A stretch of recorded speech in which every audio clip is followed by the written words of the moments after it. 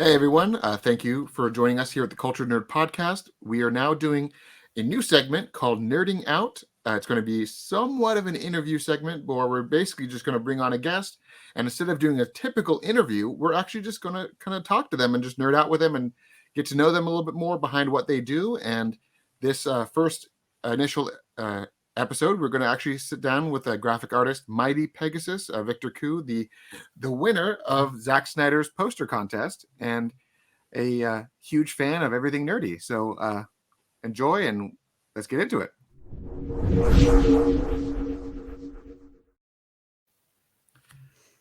Hey. All right.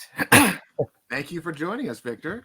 Thank you for inviting me. Good evening, course, everyone. Of course. I mean, I remember the day that you won that thing. Yeah. That was such a surreal day. I remember that lead up to that whole thing, where Zack announced his poster contest, and it was actually before he announced the Snyder Cut was even coming out. He just did this, and people were like, "Does that mean it's happening?" Yeah. Like, it was kind of like one of those tall tale signs that he's like, "Oh, I'm going to do a poster contest for charity. Design the movie poster," and people were like, "It's real. It's coming." He wouldn't be doing this unless it was coming. Yeah. And like, then he revealed the clacker that you have behind you, and the internet just lost its mind because the way he wrote everything on there was pretty much like, if it happens, we're gonna do this. But if it happened, like, it was like the biggest nod and wink that anyone could really give. It was amazing. Yeah. But yeah, and I submitted one too. It was okay. So I want to see. I don't think I've ever seen. I might have seen, but I didn't know it was a. You made it. You should share right now. Yeah. I mean, I submitted one a long time ago. Where is it? Can you physically grab it? Do you have it nearby? Yes, I do. No, I have it still on my computer, I believe. Are you talking about Taylor? I thought you asked for mine. No. I've seen your gorgeous work. Taylor. How do you? Yeah, I still have mine on the wall over here. It's actually like hanging out right above me. And you put on there like, "Thank you, Taylor, Victor," and like you signed it and everything. And then you sent my you sent my son a few pictures as well, and he's got the Pikachu Deadpool on his wall because he thinks that's the funniest thing ever. Nice. That one's a great one. I love that one. So Taylor said we're not allowed to ask any interview questions, but now I just want to know more about the picture. How did you get there's the final picture. Did you, in your mind's eye, think about that right away, or did you have one portion of it and just sort of start doing the detail work in it? Because it's very it's like a Bosch painting. You know what I mean? The more you look into it, there's more little things to see. No, great question. So I will never forget this. Like I always had in my mind, I just wanted to do Darkseid as the main point of focus. So I drew the outline first, and then I started drawing Superman. And I didn't know where I wanted to put everything at first, and I just kind of went with it. And then the more I drew, I started realizing that, what, I should start drawing them by in order of the movies, so from Man of Steel, BVS, Wonder Woman, so that's how I went on after that, and then they just started to look like that, and final product, at the end, And also, it's funny, I wanted to mention earlier when Taylor mentioned about the contest, Sony, we talk about it because if you guys remember, Zack announced me as the winner on his birthday too, 2 years ago. This is the anniversary of you being announced so it is the winner. Anniversary too. Mazel tov! Congratulations! Thank you. Yeah, I will never forget that. I remember the finalists. I remember seeing that, and I'm like, "These are so good." And then he picked yours, and I'm like, "I want that on like a cover. I want that." I found mine. Took me a little while. So mine. This was mine. I actually did the Superman, the Kent farm in the background. You will help them accomplish wonders, kind of a thing. Fun fact: the picture of Superman, I actually got from a Hot Toys. Yeah, it was Hot Toys. Yeah, it wasn't actually a picture of Henry. It was a figure. I can tell. Yeah. Yeah, like so. I took the figure. I got that all cleaned up, and I ended up getting that made. You can see my little logo in the very bottom of the screen.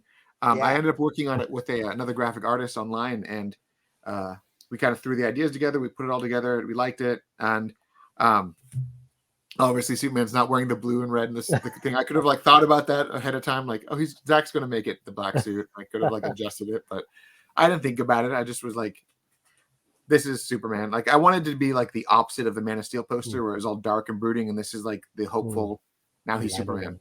So that was my motivation, but I absolutely loved yours. I thought I loved one of my favorite details, and we talk about this every time, was the little Green Lantern symbol in Darkseid's little crest, like just snuzzled right in the middle. And I'm like, I loved that tiny little detail because obviously we didn't know what Green Lantern he was going to use, but he kept teasing it, so you just like snuck it right in the middle.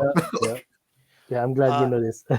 in the picture for the JPEG of this episode, the thing that will make people click on it, there's a great picture of Mewtwo in the M. Bison outfit. Yes. I'm a big Street Fighter guy. Also, you talked about wanting to center this picture around the bad guy. Victor, are you attracted to bad guys? Kind of, it's funny. I like a lot of bad guys. Street Fighter Bison is my favorite character, and Mewtwo is kind of like, I like it. Nice. He's somewhere on there. He's somewhere on there. We'll find him. He's there. He's one of the bad guys. Very nice. Yeah. Here's the whole picture you sent me. Yes. I love this thing. This is so cool. It's so good and it's so perfect. And Mewtwo can do all of the M. Bison stuff with Mewtwo power, and it would still look great. Yeah, pretty much. That's why I thought it would match just perfectly, just to have them, fuse. So rad. I fight people on this one when people are like, "What's your favorite mythical? What's your favorite legendary?" And I'm like, Mew and Mewtwo. And I'm like, I don't care. Like, I'll show my age. Right. They were the iconic ones. Like, 25 years ago. Ubers.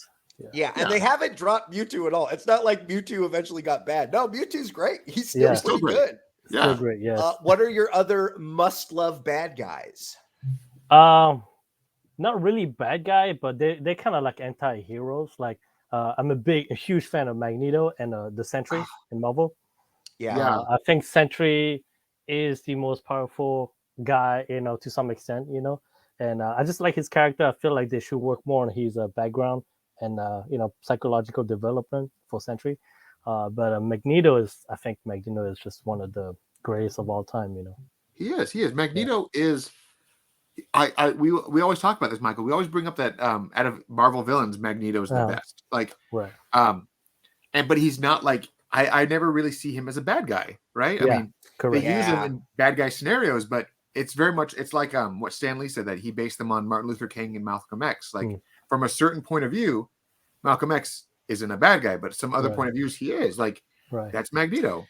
And even as a character, when I think about the Bryan Singer X-Men movies, there are things I love about them. There's the things I'm nostalgic for, but even the things that are bad or don't work, Magneto's always good. Even the new Magneto is really good.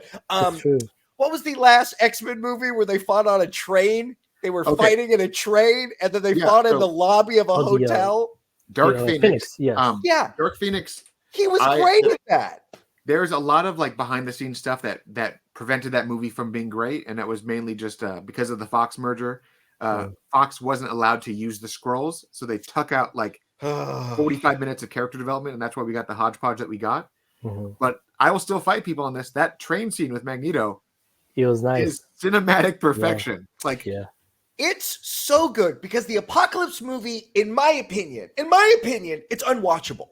It's boring, it's slow, and you don't even like want to watch them. I could watch Magneto choke dudes on trains all day long. I could watch him just throwing people around, slamming doors. Great stuff.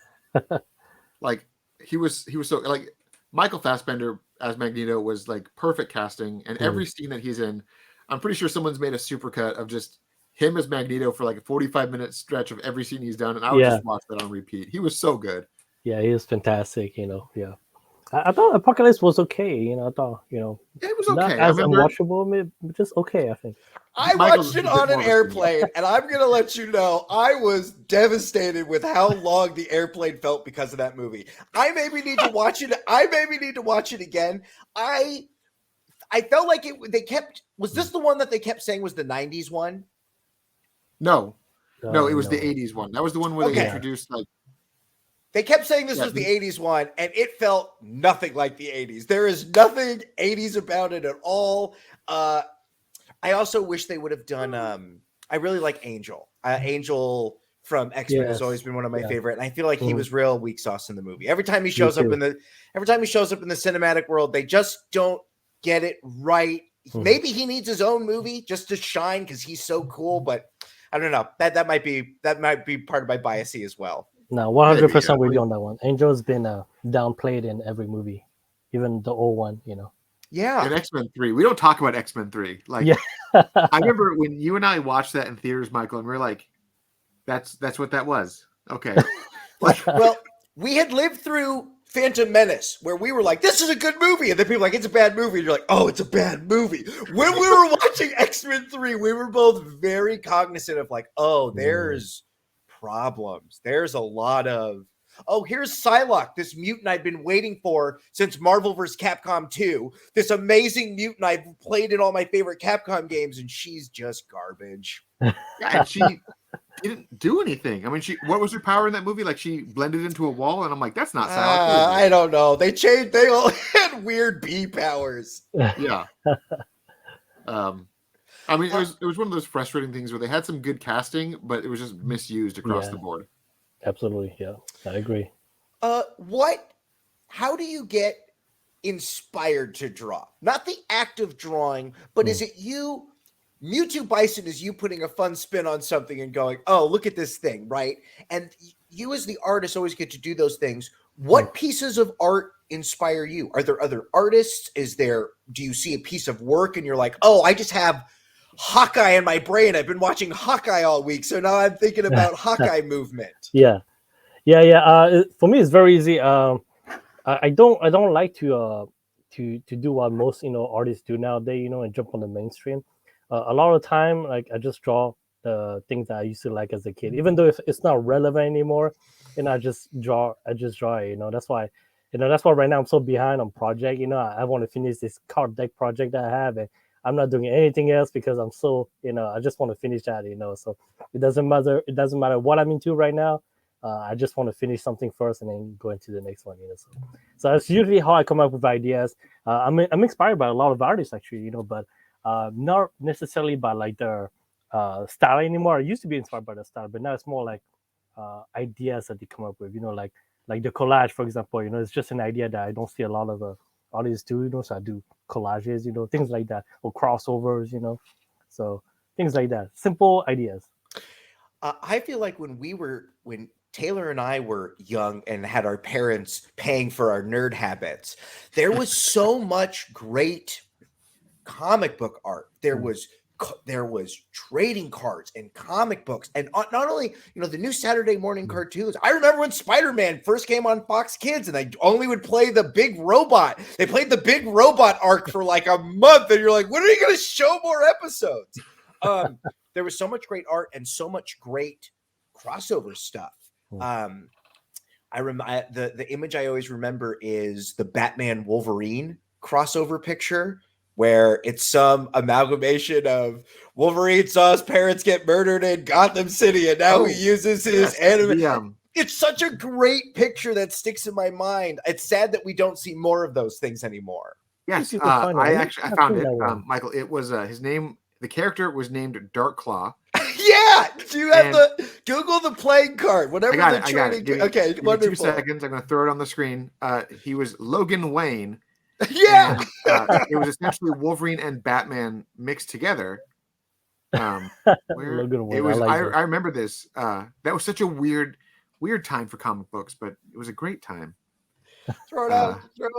Throw everything out and throw out the kitchen sink. Give him everything.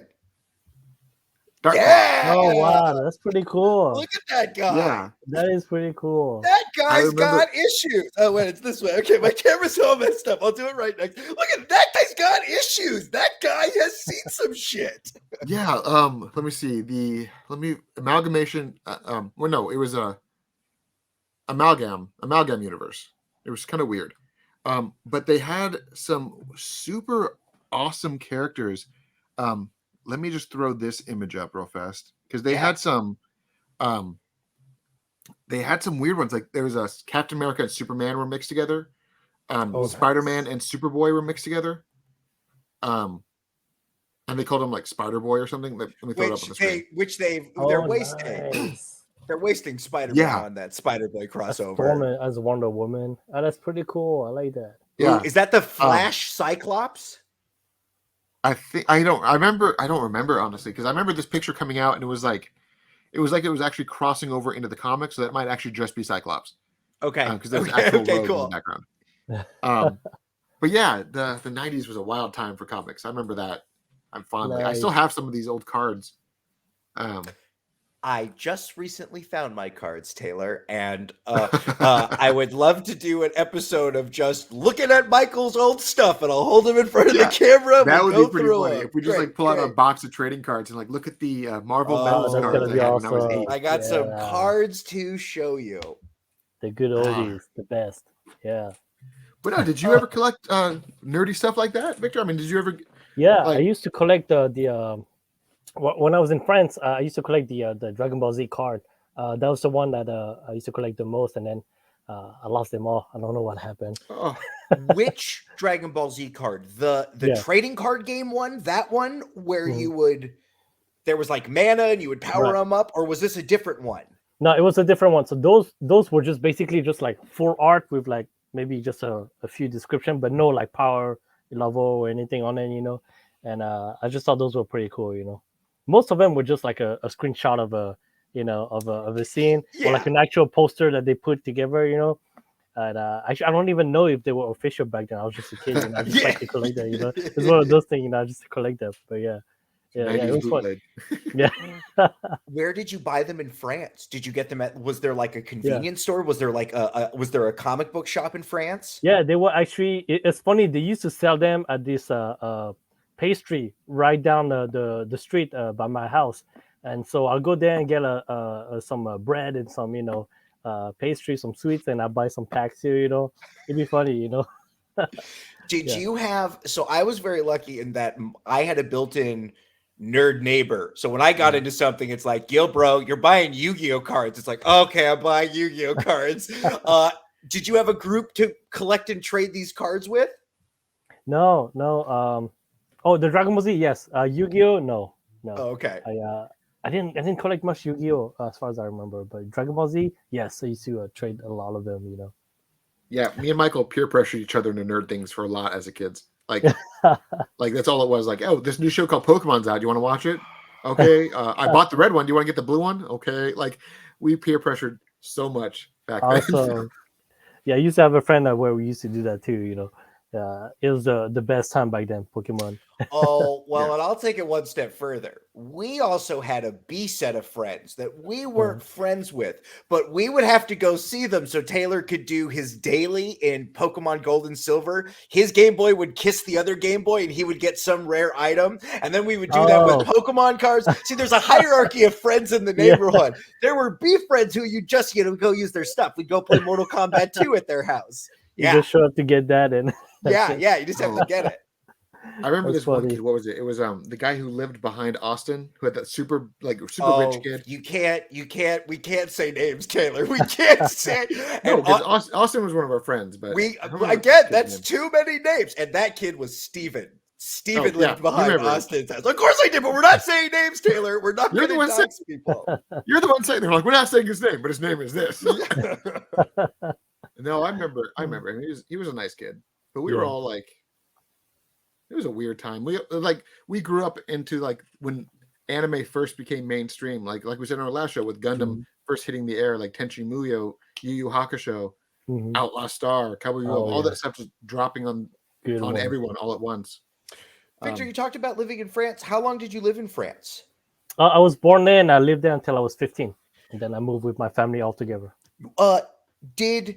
Did anime come to France? Were there French actors dubbing over stuff into French, or did you have to read things subtitled? Yeah, it was crazy. It came in France, I want to say like 87, and I was born in 88, so I remember when I was like maybe 4 or 5, I used to go to my grandma every weekend, and I'll watch it with my uncle, my uncles are the one who got me into it, and they have French dub, and I'm pretty sure it was like that for you guys too. Like back then, it was kind of like bad to watch anime, it was like too violent, that's how it was over there too, and I remember that the only way I would watch it would be with my uncles, because it was kind of like all the parents was like, nah, don't watch it, too violent, but yeah, they had I'm actually big, like I used to be confused when people mention, like, how earlier you guys talk about like the English dub voice for Dragon Ball Z.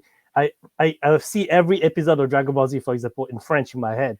So I don't know. I never understand when people make a reference in English, like the over 1000 with Vegeta. I never knew what it meant. I never knew what it meant when I came here. I got so confused, you know. It took me a while to pick up on those. So what are the French Dragon Ball Z memes that we don't know about? What are the things that you and the other French fans always giggle about? That's a good question, you know.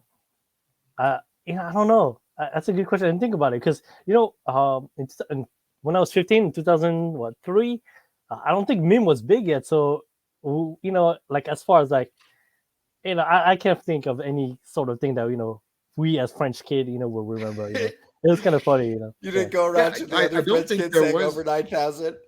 Yeah, memes didn't really happen until we were all in our like late 20s. But I remember like Michael and I, one of the big things that happened when we were in high school was like the era of like Napster and things like that, where like the sharing of content, and then we got really into like the sharing of content. No, the blatant stealing of people's intellectual properties. People weren't making money because the internet had opened up and we could steal everything. Yeah. No, 100%. But I remember you would download a ton of music videos with Dragon Ball Z footage on them. Like that was like the niche for like us for like 3-4 months. We just had like every Linkin Park with Dragon Ball Z scenes. Pre-YouTube, you would download fan-made music videos. Yeah. Oh yeah, and that's how I got into like J-pop and stuff like that. That's how I found out about. Oh yeah, go in your room, got to power up, got to get over 9,000. Oh yeah, anime music videos. Yeah. Again, before you could look up these things or just see, you know, it's amazing that when you and Taylor are going to show your kids anime, you're just going to go, oh, dad bought the app. Here's just 30 years worth of content for you. Yeah. You know, those music videos, it was almost like you got to tell stories in your head. You know, there was lots of weird rumors. We had a whole Dragon Ball Z rumor mill amongst us that Krillin was actually a Saiyan, but his hair wasn't there anymore. And when he goes Super Saiyan, his balls will like, you know what I mean? You didn't know anything. So those music videos it was the first time you'd see clips from movies. You'd be like, when do they fight that monster? And they're like, they've already done that. Yeah, they did that in Japan 20 years ago. You find out it was a movie that didn't come out, you know, or something. Yeah. I remember one that we were watching and we were like, what is this from? And it was clips from one of the video games that had the animated cutscenes mixed in with like the Super Android 13. And we were like, what is this? We need to see this. And like years later, we're like, oh, so the game sucks, but the movie was okay. Yeah, it's crazy how like our generation just found out about that, you know, and now it's like so normal for the kids, so they won't understand what we went through, you know. Oh, and they the don't fact understand that the struggle. The kids don't understand the struggle of having to go around and find like, oh, again, the B tier kids in the neighborhood. Oh, they've got one Dragon Ball tape. Okay, so then we got to go watch that tape and stuff like that. It's all there. Oh, the fact that anime is now playing, the fact that My Hero Academia plays in Japan and 24 hours it's here, the fact that those contracts and stuff have been worked out, it's amazing. It's the best time to be into it. I get to be in the conversation. It's no longer like, oh, well, we've now moved on. Now, of course, you'll have the manga people who already know everything anyway. But like, yeah, it's a wonderful golden time right now. Yeah, amazing. Yeah, like we were talking a little bit before the show. Like, so what are you watching right now, Victor? I mean, what's on your watch list right now? Oh man, I just finished the Demon Slayer. Like everybody, you know. Yeah. I also just finished My Hero movie, the third one, which was so. I haven't seen it. I totally hear you. I felt like the first movie was also so, but I felt movie 2 was really good. Yeah, I loved movie 2. Like, I will fight people. Like the ending fight in movie 2. Oh, spoilers! We're gonna now talk about the My Hero Academia movie. We're not gonna like go nuts into it. I'm not gonna be like, and then this. No, like when they did that thing and they fought together, that was like the coolest sequence. And like every once in a while, My Hero will have these moments of just like pure, holy crap! Like that scene to me was like up in like when Deku was fighting the dragon dude, and he was like having the girl heal him at like the same time, and you're like, this scene is the coolest animated thing I've ever seen. Yeah. No, they've got some grade A stuff in that show.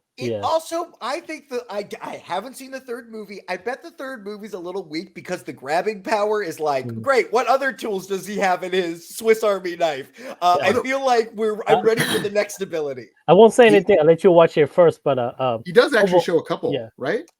Of what, his new power? Yeah, like it was meant to be watched right after the current season, so like he does get one more power. And I was watching the movie and I'm like, I think I should have had my son catch up on the show before we watched this, because he was like, wait, when did he get that? I'm like, I don't know. It's fine. It's fine. No, just catch up on that and then watch it. I mean, some people like it. A lot of the people online actually enjoyed it, but me personally, I thought it was so. So we'll see. Maybe we'll talk again when after you watch it. Yeah. We'll delve deep into My Hero Academia. Go deeper in that. And we'll judge it violently. That's the best X-Men show on television right now. My Hero Academia. It 100% is the best X-Men show. Yeah, it is. And I know that they're talking about bringing back the Marvel, the animated show, the 90s X-Men 97. Right? That's going to come back, and that will probably be something else. Disney, that's where the bar is at for high school superhero kids. If it's not as cool as that, I'm sorry. You're going to take a second or third place on that one. It's true. It's very high right now. Batman is their teacher. Their teacher is Batman. And then he just teaches all of these Omega level mutants how to use their powers. It's so wonderful. Yeah. I remember that's how you pitched me the show. You're like, basically imagine the X-Men in a normal high school where the mutants are the majority and their teacher is pretty much like Batman and their principal is pretty much like a mouse. And I'm like, what are you telling me? And you're like, you're describing it. I'm like, what? And you're like, just shut up and watch it. And I'm like, when you hear it like that, it's like, what? I was so confused by it. I wasn't sold on the first couple episodes. I was like, I don't want to watch him go to the, I don't like, oh, he did it. Now we spent an episode of the hospital. I wasn't ready for that. And then the show just picks up steam so quickly and they move through. And the way that they break down individual, it's so silly. It is the anime of how do you solve a conflict, but it's always so wonderful. And I appreciate all of that. Yeah. It's the most anime thing about this show to me is like, you have with like the X-Men, for instance, where everyone has like these Omega level powers, and you're like, okay, these powers are useful. But then in like My Hero Academia, you got the dude who throws grapes, and I'm like, like it has so many, like it's like the most anime thing that you can get. I'm like, okay, so there's a little pervert midget who throws grapes. Yeah. There's a dude with a giant freaking tail, like a guy with spider arms, and like his really like have eyes, a head, but he's got like eyes on his arms. Like it's so weird. Yeah. But it like works. Yeah, and that's why I love it. It's so fun. I talk about it with my friend all the time because I watch it with him, and we're always like, man, you gotta give it to them, like with the ideas how they come up with all these hero power or bad guy powers. Like it's stuff that we don't think about, but it's so clever at the same time, and it works, And I just think it's fun. It's like the most anime thing, for them to do, like you said. Yeah, it's so weird, but I love it, and I can't wait to see where they keep going with it, because I'm not going to read the manga because I don't want to spoil myself, but I also kind of want to spoil myself. Well, the show is also very well done. It's you know what I mean. Sometimes it's like, oh, the show's not good, go read the manga, or like there's the other issues. No, the show is really good. It's a really good representation of everything. Like to me, it reminds me when you say something like that, it reminds me of like Full Metal Alchemist, right? Where Full Metal Alchemist. They got up to like the halfway point and they already like caught up to where the manga was being written, and they're like, can we just do our own thing? Yeah. And they're like, yeah, let's do our own thing. And then they were like, alternate timelines. Oh, Hitler. And I'm like, oh my God. Like that show was insane. And then when they like finished the manga, they're like, let's remake the show, but follow the manga. Yeah. And then it's like the bad guy's eating God. And you're like, what is happening? Like that show is like, I think Full Metal Alchemist, I think they're the only one that did that worked, right? Yeah, because like when they try to like, I can't think of any other show that try to do that work. Evangelion has redone its timeline. No, listen, when I say it to you, you automatically go, yes, you're right, but it's different because every time he does a little bit different. But Evangelion has very frequently go, no, this is what it is now.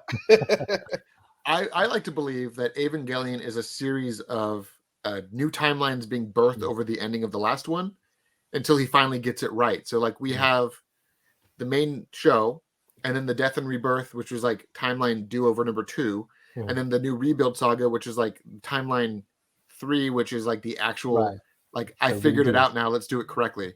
And I love Evangelion. It's super messed up though, but I love it. I mean, we're still waiting for the 4.4, right? No, it came out. I missed that. I didn't see the news. Please forgive Victor. He has babies that scream at him. He's doing his best. So behind. Yes, it came out. It's on Amazon. Yeah. Amazon bought the localization rights. It's an Amazon Prime exclusive until it eventually releases on physical media. Wait, I have Prime. I didn't see it. That's weird. Yeah, no, just type in. You're obviously watching too much Bob the Builder. The algorithm's all messed up. Yeah, too much Cocomelon right now. That's all. They named it Evangelion 3.0 plus 1.0 because they're ridiculous naming system. But that's the final one. Right. It actually gives the definite ending for the franchise. And it's good. Weird. It's so good. It's so good. You can't judge it you can't judge one Eva. You have to judge it in its entirety. And it's a wonderful telling and visualization of the world. The CG is finally up to snuff. It's so great.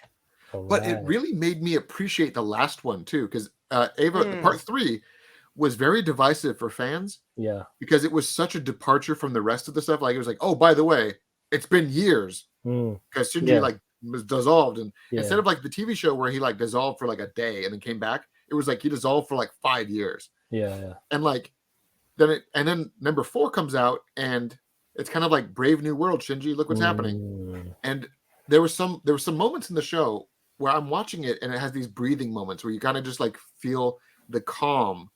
And it was some of the stuff that I appreciated the most. Like they were like crazy battle, calm, breathing room, crazy battle, breathing room. And then like absolutely insane ending. End of the world's happening. Catharsis is happening. There you go. And I'm like, this was so good. Okay. Yeah, watch it. I'm excited now. Yeah, no, I was actually, when my son was born last year, it released midway through the maternity leave. And I'm like, and I'm sitting there holding my baby, like watching Evangelion. Trying to focus on both. Yeah.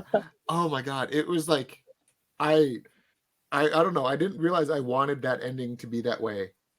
And like, I remember going on Vero and like gushing about like the finale, just being like, this was the finale I wanted when I was like 10 years old, when the show first came, when I first saw this thing. Like, it was so good. Yeah. So good. Oh man. It's been half a year. So man, I can't believe I missed that. Half a year. Well, I mean, I'm sure you can tell me what you've been doing for half a year. So it's not like you haven't been not paying attention to things. It'd be like if I was like, by the way, Zack Snyder's Justice League came out last year. Did you know? Like, yeah. It's so fun. It's actually true. You know, my friend did that. She was like, "Hey, what's this thing about this new Justice League about Zack Snyder making?" I was like, "You didn't know? You didn't hear?" You know, I had to explain to them. You know, but you're right. Did you also right. like casually drop? You're like, did you never heard about this movie? Did you know that I was also there when they filmed some of it? Like, yeah, it's funny. It's actually fun. I can tell you the story is actually very funny because my friend, she came to me and she was like, it started like this. She was telling me about Captain Marvel movie and she was like, "Hey, I just saw this Captain Marvel movie. It was pretty bad. Zack Snyder is doing something bad." I'm like, first of all, you know, it's like, what do you mean? I thought he was all the DC Marvel. I was like, no, because my friend, they're not very, big, they're not nerd, obviously. So I had to tell them everything, and then they're like, wait, yeah, that's the new Zack Snyder movie I heard about too. They're redoing it, So then I had to tell them everything, and I was like, I went there last October, right? And they're like, what? So I had to tell them the whole story. It was pretty funny, but disappointing to find out that your friends don't follow you on Twitter? Because that's what basically your friends told you that they don't pay attention to anything that you're doing. You had a bunch of wins in a row. Why didn't they not know about this? It's like I post everything on my Facebook, on my personal one, and they all click like and love, but it's like they don't pay attention. So it's like, they're going to be shocked when you show up with a baby. They're like, what is this? You made this? Yeah, pretty much. That's what happened. That's funny, but you should have just been like, by the way, there's a video of me giving Zach a painting that Zach posted on Vero.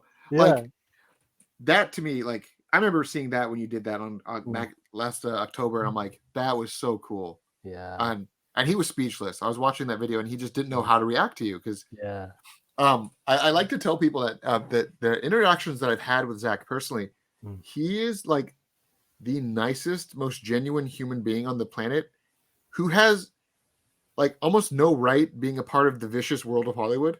Like he's too good of a person for Hollywood, and that's why Hollywood steps all over him. Yeah.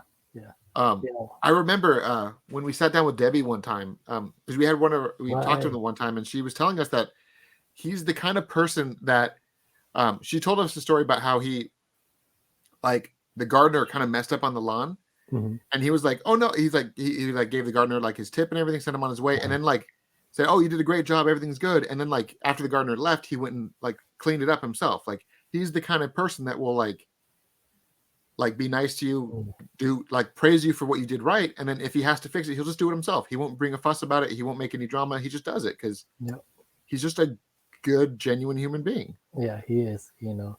And just meeting him, it's like you feel that energy too.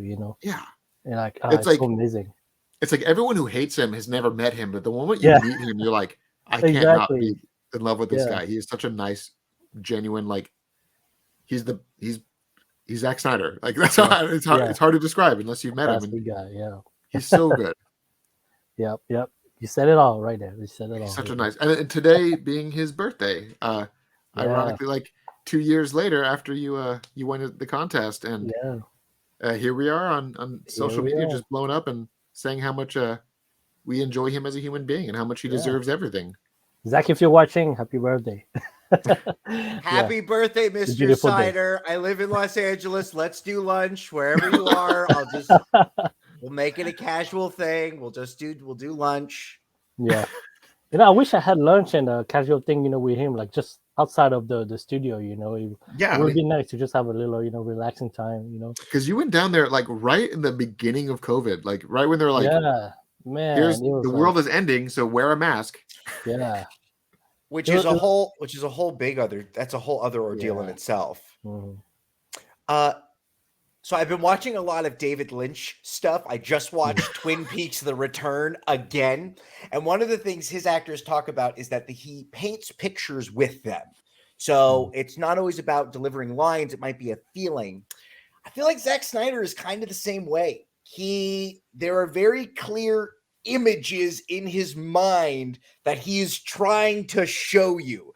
There is action and I shouldn't say action. Much like anime, there's energy, there's movement. I'm thinking of the scene in the Snyder Cut when the Flash saves that girl, right? And we see all that stuff happening. It's almost like a 3D Alex Ross picture, right? Like you're moving, you're like, oh, look at it moving like that. Right. I like that about him. I feel like a movie isn't a long enough form. And I think what makes this his version of this Justice League, it's the craziest piece of long form, high quality superhero content we've ever had. Because it's not a movie, but it's not a mini series. Like that's not a TV show. That's a solid narrative. So I hope that other people want to make these $300 million superhero epic movies because they're fabulous, but I mean, they're going to be few and far between. No, and I like what you brought up, Michael, because one thing that a lot of people, a lot of Zack Snyder fans know about him is that he will literally, let me see if I can drop the brightness on this. He will literally draw all of his storyboards. We have to get these slides in the computer, Taylor. There's a better way to do these things than you're showing your cell phone on the screen. We're letting the conversation go organically. I'm not. I appreciate that. I appreciat it. Show me the picture. Show me his pictures again. This is the scene where Wonder Woman visits Batman while he's working on the ship, and he drew every single frame. Like here is the Wayne Tech warehouse. Then it goes into the conflict, like don't enter. Then it goes to Batman working on the light. Like he drew everything he shot, and then he shows that to the actors. Like this is the angle I'm coming for. Let me doodle it real fast. And that's how he even said it multiple times on social media. I shoot what I draw, and I draw what I shoot. And he's very much like he has his eye, and he draws it all and has it visually the way he wants it. And he doesn't rely on other people doing pitches a storyboard and stuff like that. He does it himself, and then he commissions like the actual like the previous work and the other stuff, like because he has such an eye for detail that you have people who've generated entire podcasts off of let's break down every single second of Batman versus Superman and show how much freaking mythology and symbolism he packed in this movie, because there's a lot of it. Right. And it reminded me back when we were in high school, when we watched in our senior class, when the teacher showed us Cool Hand Luke for the first time, and how that movie was just riddled with symbolism. And Zack is that kind of person. He's like the only filmmaker today who will pack his movie with more symbolism, more subtext than actual text, which is just insane. Yeah. I wonder if he feels pigeonholed because the movies that are being made in Hollywood are superhero movies. So if you can put all that symbolism into a superhero movie, then you can get that movie made. I wonder if he has a horror movie or, Guillermo del Toro just happens to be doing amazing films that just happen to kind of be fantasies. Does he happen to have a fantasy movie inside of him? Because I would love to see his images in another world that doesn't have to have the son of God from another planet named Kal-El, and he shows up and he's like a Jesus allegory and he's very powerful. Sometimes I love that you don't know enough about this stuff because I get to like tell you about it on air. Yeah, tell me what did he tell you when you talked to him? So I mean, obviously you saw Army of the Dead, and you told me that you were kind of on the fence about it, like his horror movie zombie action thing. I enjoyed it for what it was because I also enjoyed his like early 2000s Dawn of the Dead. Like that's what kind of gave us like the rebirth of zombies in Hollywood. But his next movie that he's making like right now, is called Rebel Moon. And this movie is it actually was a recycled pitch that he had made to Lucasfilm for a Star Wars project. And he wanted to do basically a Star Wars project, but kind of like separate like its own pocket story, kind of like any one of those episodes of the Star Wars Visions. Essentially, like it's just a long one. He had a pitch. They didn't really care for it because it was dark and it was all that stuff. So he went back to the drawing board, basically retooled almost every aspect of it, and made it its own entity. And now Netflix is giving him just a ton of money to make Rebel Moon's part 1 and 2, because it got so big that it's a 2-parter now. Yeah. And we're going to get this like sci-fi epic, like Blade Runner meets Star Wars meets like John Carter of Mars kind of a thing, like all on Netflix, just because Zack wanted to make this project. And Netflix was pretty much like, I saw Justice League and good for you, sir, because that was amazing. So shut up and take my money. Right. Yes. Right. Yeah. And they're also that's pretty much what happened. Right. And they're also approving him a 6-hour between 4 and 6 hours, however long this thing ends up being. Yeah. Well, I mean, it's probably going to be like in the 4.5 range because he's doing 2 parts and each part's supposed to be like 2 hours plus. So it's going to be a long little entity, but he's got like, he brought a bunch of great cast members in it. Great cast. I love the casting so far because he hasn't even announced everyone. Like there's people I've heard that are in it that I'm just like really excited about it. But let me pull it up real fast because again, I'm not prepared. You got Sofia Boutella, who's the main character, right? We're throwing a lot at you, Taylor. That's what we in the biz call. That's a lot of nuts. I know what you. That's what we call in the biz, Taylor. That's a lot of nuts. We had that prepared. We had to get that in there somewhere. All right, you had to get that in there. That was the thing. Like before the show, you're like, download this. I'm going to find a way to put it in the show. I didn't say it with that severity. Who do we get in Rebel Moon? So the main character is actually Sofia Boutella. She's going to be the main character. He also got like and I'm so bad at this guy's name. Mario Batali. No, I'm so I don't even want to pronounce it. Dijman Hanso. The guy who's been in like every movie in like the last 10 years. Oh yeah. I just saw him. I just saw him in the Kingsman movie. Kingsman. I surprisingly loved that movie. That movie was great. I like that movie as well. As I was watching that movie, I said, "Who's the director of this movie?" And I looked him up. I was like, "Oh, you've just done 6 good movies in a row. Here's another one to your list." Yeah. Charlie Hunnam, Jenna Malone. I remember. Side tangent. You had the biggest actor crush on Jenna Malone when we were younger.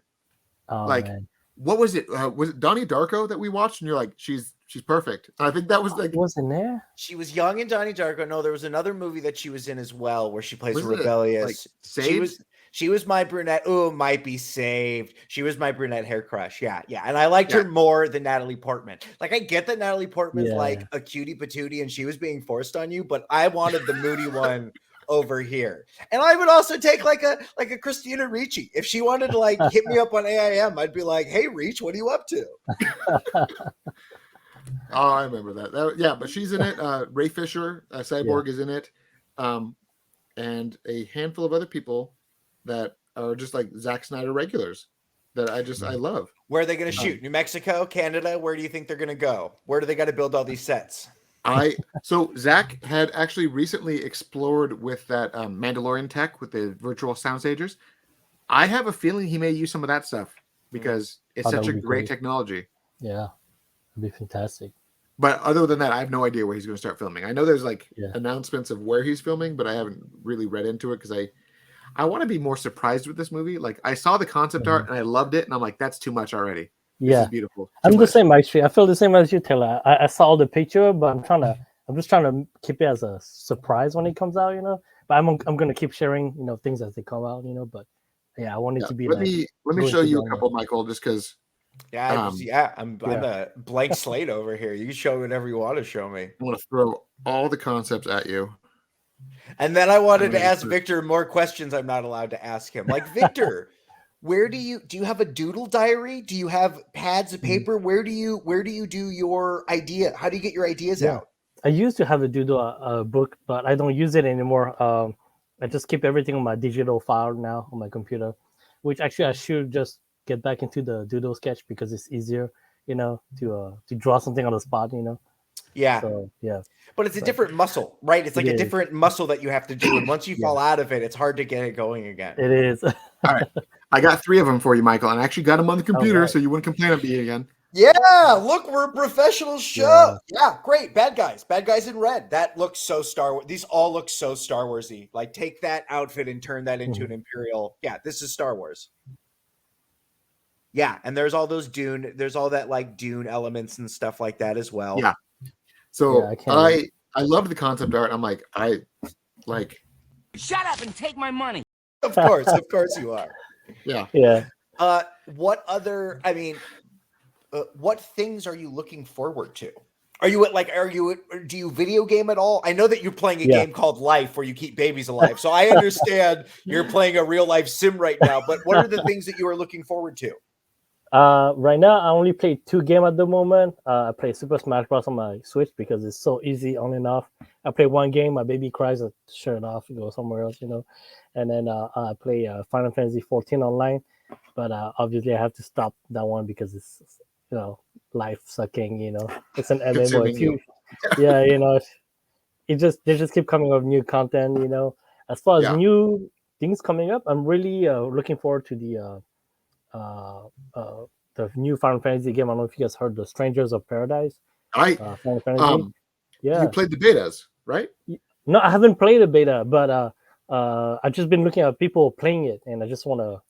I did both betas, like the beta 1 and beta 2. Beta 2 was vastly better than the first one. Like, they listened to the feedback and it was great. It like 100% feels like how I imagined Devil May Cry should have always felt like. Yeah. Actually. Is it using the Final Fantasy VII R engine? Does it feel like that? No. So it's actually made by Team Ninja. I think actually people who did like those games. Dead or Alive, or Tekken. And it's kind of like it's not like a remake of Final Fantasy 1, but it's kind of like a reimagining of Final Fantasy 1. Right. And Final Fantasy Origin, Stranger of Paradise, and it's like all about Garland, like the bad guy, and there's like the crystals and 4 warriors of light, and it's so weird. Does it play like the Bouncer? A little bit, yeah. Does it play like the Bouncer, where you play as 3 guys? It is a mix of the Bouncer, Devil May Cry, minus the constant shooting with the gun, right? Sure. But it is kind of like that, yeah. It's pretty fun, and I also like the fact that they have like 27 job right off the bat, you know. The job crazy. system. The job system, you start off and you have like the 3 main jobs for your characters, and then if you level up a certain way, it branches to a new job, and it's like traditional Final Fantasy with just like an obscene amount of customization. Yep. And I loved the betas. I thought they were great, and everyone was like dumping on them on the internet. I'm like, you guys are you just don't like nice things, because I'm enjoying this. Yeah. I feel like sometimes I feel like they just complain for little things. Yeah, 100%. They complain for the sake of complaining. Yeah. If you play it and have gripes with it, I want to listen to you. If you did not play it and are telling me what other people told you their experience is, well, that doesn't do anything for me. Yeah. I hate the nerd echo chamber of things where people are like, oh, did you hear that game? You couldn't even play it out the box. Oh, it's like, oh, it affected you. Oh, no, I didn't buy it. It's like, oh, okay, so you're just telling me some people had a terrible day? Okay, exactly. Thanks. What other people had a terrible day? Like, yeah. Yeah, pretty much.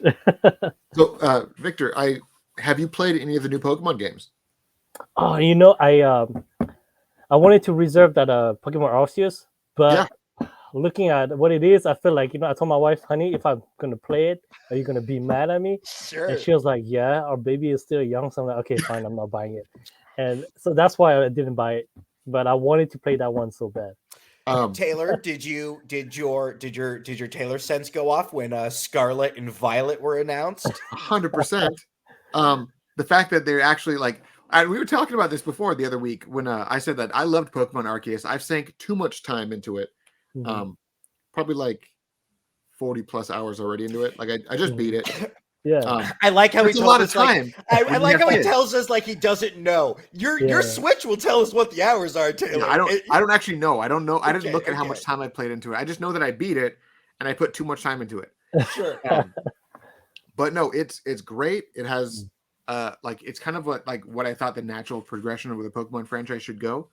And then they announced Scarlet and Violet, and I'm like, they listened. They did it. Like everything that was great about Arceus in the video, like they're like, by the way, this is what we're doing here. My big gripe with Arceus was that it was like big islands essentially. Like each area was kind of a self-contained area, and you had to like go back to the main hub and then go to the next area, and like there was no seamless going to the whole continent. I see. But this new game, they said it's seamless, so Victor? you can walk from one point to the other without any load screens. Have you seen the 3 new Pokemon? I have. I might get the Croc. I know people really like the duck, but I might get the Croc. Yeah, I'm always been a fire type guy, so I like the Croc. Everyone I'm seeing on the internet is liking like the weed kitty, and I'm like, guys, come on. Like, can we just ignore the little fire T-Rex there? Because I mean, he's a crocodile, but he looks like a T-Rex. He's gonna be goofy, right? He's gonna be like a big silly goofball dragon. He's gonna be like a big like a fire apple T-Rex. Yeah, I think that's what it's gonna be like too, but who knows, And then there's Donald Duck. There's just gonna be a Pokemon Donald Duck. Yeah.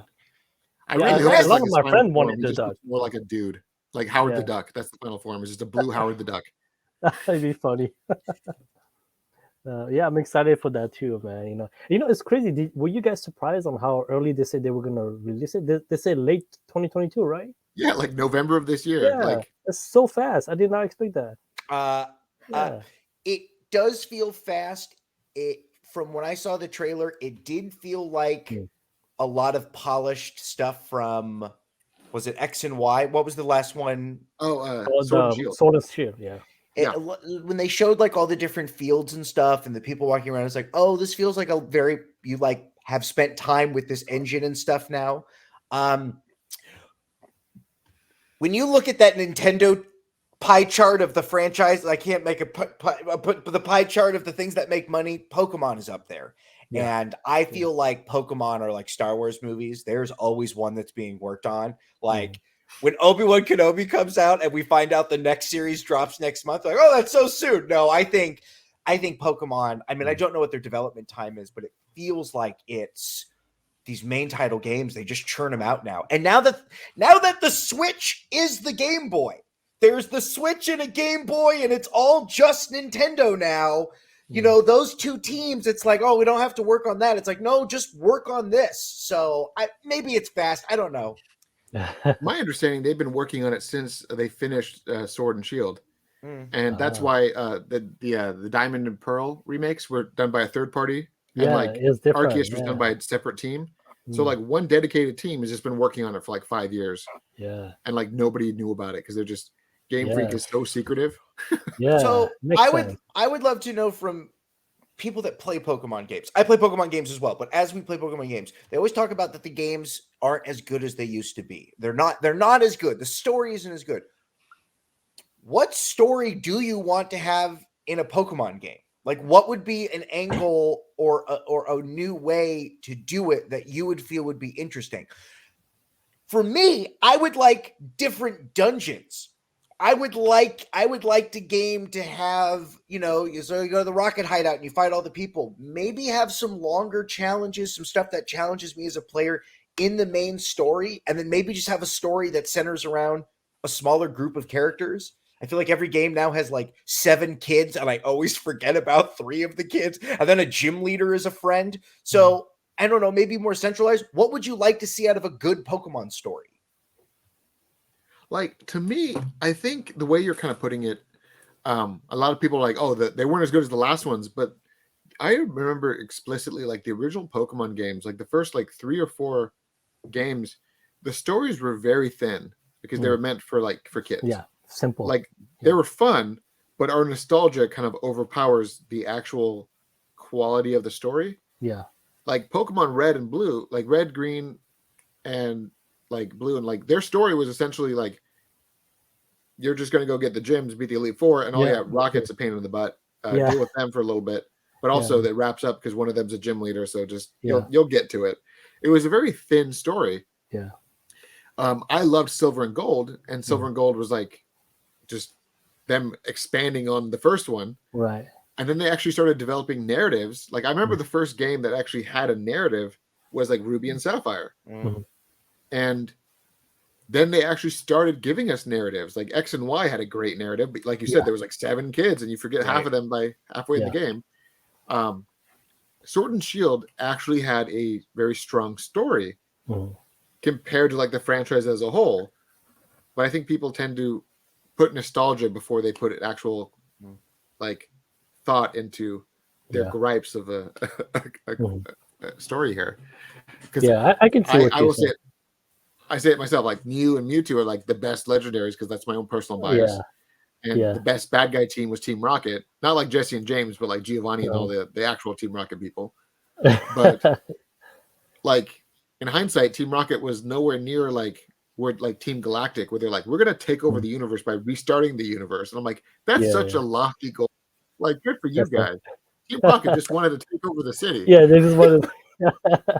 Victor, what do you want to see in Pokemon games? As far as story wise, I feel like I wanted for example, for me, the game that had the best story was Black and White. I felt like when I played that game, it felt like it was really that world endangering type story. I felt like compared to everything else. So I wanted to see more of something like that. I also like the soundtrack on that one, so maybe I'm just I'm just saying but I kind of want to see something like more like the Black and White storyline. I think a lot of people have issue with the nostalgia and the new game as far as saying they're not fun. I think it's because I kind of had that same feeling because even nowadays, like Pokemon games, they kind of do like they all like every game genre they're trying to do the same thing where like now a game is just you have many quests within the game. Back then games were just more complete within itself with a simpler story and just like a lot of like Easter eggs and little things that you have to find yourself. I think that's what takes away from that, because I do miss that sometimes. Because when I was playing Pokemon Sword and Shield, at some point I got tired of like, hey, there's a new patch, there's more quests, but you don't get that missing factor that when you used to play the older game, like just something more complete within itself. It doesn't have to just be a lot of extra quests, or side stories. I think that's what people mean by the games are not as fun. It's more linear in a way. Yeah, more linear. Yeah. I miss running into broken legendary Pokemon I loved in Gold and Silver that like once they're in the world, you might just run into them and you get like a really dope Suiken on your team. I would love that mechanic to come back. I remember they kind of did that, right? In the Sword and Shield a little bit. When they had the birds, right? They brought the birds back, but in the newer form, and you have to chase them around. Yeah, on one of the islands, they introduced once you go to the tree, you get the legendary birds, and they kind of just wander, and you have to just randomly find them. Right. That was frustrating, but it was fun. It reminded me of when you accidentally let the legendary dogs out there, and you have to track them all down, and that mechanic. I remember you and I trying to figure this out as kids. Like, if you flew to one area, he would like jump to another area. So we just kept flying to the same spot till he got close enough to us so that we could try to like force the encounter, and it never worked. Never worked. You would just find them. I would come over the next day, and you're like, "Oh, I got it." You're back to his journey. Like, shut up. My purple Game Boy. That's funny. Well, the MightyPegasus Victor, thank you for letting us take up your precious time. You gave us 1/24 of your day, and we appreciate it so much. How can people find you, follow you, support you? How can we run into all of your wonderful content? Yeah, all you have to do, guys, is type in my name, Mighty Art, and you'll see all of my social media, my online shop, my Instagram, my Twitter, and so that's the easiest way. I think we're connected on every single one of them for like Correct. the last 2 years. But no, I love looking at your stuff. I love every time you posting something new. I'm like, I'm going to need that. Yeah. And also this year there'll be a new way to connect with me because I'm going back doing conventions, so I will be a little bit around the country. What is can we drop some exclusive knowledge on our audience? Can you confirm what cons you're going to be at? Yes, so this month, March 18th to 20th, I will be in Minneapolis for Anime Detour, and April 18th to 20th, I will be in Kansas City, Missouri for Planet Comic Con, and I'm still waiting for confirmation on the rest of the shows. They're kind of slow on it, but those are the 2 confirmed right now. No problem. 2 confirmed is great. Yes. You're going to have a booth. You're going to be selling stuff in person? Mm-hmm. Correct. Yes, I'll have my booth. I have all my art. You guys can come and, chill with me and just, talk nerdy stuff or, anything. I'll be there.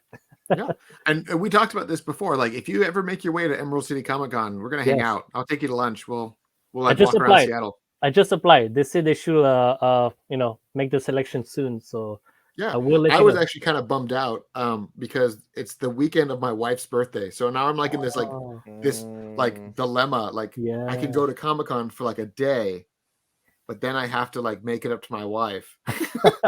Is there any way you could convince her? 3 days. It's 3 days. Well, no, she went with me one time and she loved it. Like, we have pictures of like all the people that we met. She loved it. And it wouldn't be probably a hard sell, but she also be like, "It's my birthday, though." That's true. It's true. Well, there will always be another year. That's no problem. Yeah, but I'll make it down to one of the days probably. I mean, it's like Thursday, Friday, Saturday, Sunday. My wife's birthday is that Sunday, so I think I can probably maybe at least just get the Saturday in and make it like, hey, we're gonna go to Seattle for the weekend. We'll do Comic-Con one day, and then the rest of the weekend's yours. You should bring your baby, and he can play with his baby. They could be babies together. They can both watch Coco at the same time. I wish I could, but it's in what? I think it's going to be September, I think, or October. August. Yeah. Actually, I might. It's summer break. I might be able to. August is still. I mean, it's Seattle. It's just it rains all the time, so you'll get some sunny days, but it's not like some parts of the state are like 200 degrees during that time of month. But Seattle's still kind of like decent. Okay, we'll see. I might. Well, thank you again for coming. On being our guest on our first Nerding Out. This was a lot of fun. We will definitely have you back once you have watched Ava. We can talk about that. I'll watch. We will do a spoiler-filled episode because I will have a lot to say about the third My Hero movie. So I'll let you know what I feel, what my true feelings are about it. Okay, we'll do that then. Perfect. I won't hold I might watch it after this. Actually, I might log off and then I will go watch it because I'm still blown away that I haven't heard of it the past 6 months. So it might be the wrong time because I know it's late for you. It might be the wrong time just in terms of your day, but it's there. It's waiting for you. It's golden. It's just you got to click that button. Sounds good. All right. I would say maybe go on to YouTube first and watch a recap of the first 3 because there's a lot of deep cuts for this one. If you didn't pay attention, like I own the first 2 on Blu-ray, and I was watching them, and then I watched the 3rd one, and then immediately went into the 4th one. I'm like, I still feel like I'm missing something because there was like it was. Back, I had to go back and like check a few things because there's a lot of great moments. But thank you again, and it's been fun. We don't have like a catchy catchphrase to end the episodes, and that's nerding it. We don't have anything to say here. We just fade away. We just fade away into oblivion. Yeah, but, Taylor takes our money. No problem. Well then, thank you again, guys. I just want to thank you, and for everyone who's watching and listening, hope you guys have fun with us. So I can't wait to do this again. Yeah, for sure. Yeah. Sooner rather than later. Sooner rather than later. Yes. All right. All righty, guys. Well, thank you everyone for joining us on this episode of Nerding Out. You can support our channel on Patreon at patreon.com/theculturednerd. Big thank you to everyone involved. Myself, the host, Taylor Murphy, my co-host, Michael Santel, the neighbor boy from across the street. That's me, Michael Santel. Yep. He's been being the neighbor boy for 30 plus years now. My family knows him well. Our 2 Patreon supporters, Wesley and Oscar, our intro video created by Mr. Vega Official. And again, thank you all for joining us. You can find us on social media, Twitter and Instagram at The Cultured Nerd, at Vero as well for that at The Cultured Nerd. And we are currently streaming here on YouTube and also on Spotify. So thank you again, and have you all a great rest of your day. Thanks for nerding out. Later. It doesn't quite work. We'll find something better. We'll try. I'll try.